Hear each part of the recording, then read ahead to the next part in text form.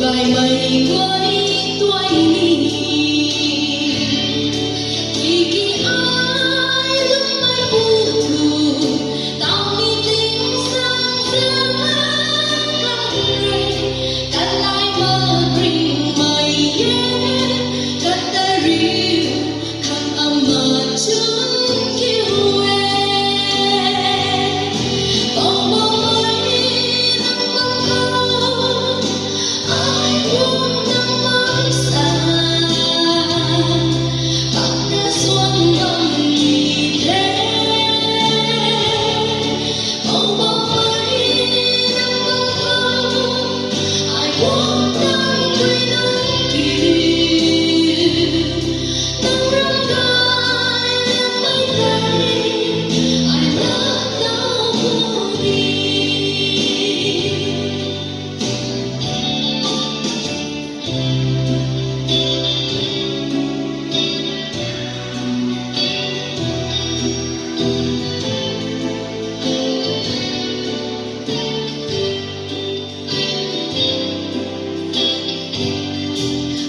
Lung lụy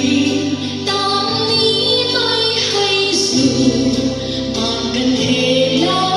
tao hôm nào chân rơi như lâu mây quay là tao ý thấy vẫn thì hay san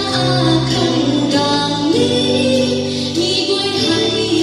cái có khăn biếu mau kia bầu bầu mây nắng bóng câu ai buông nắng mới xa bạc đã xuân đông nhị thế bầu bầu mây nắng bóng câu ai buông nắng quê nắng kiều nắng râm gai lên mây tây ai lỡ đau buồn đi.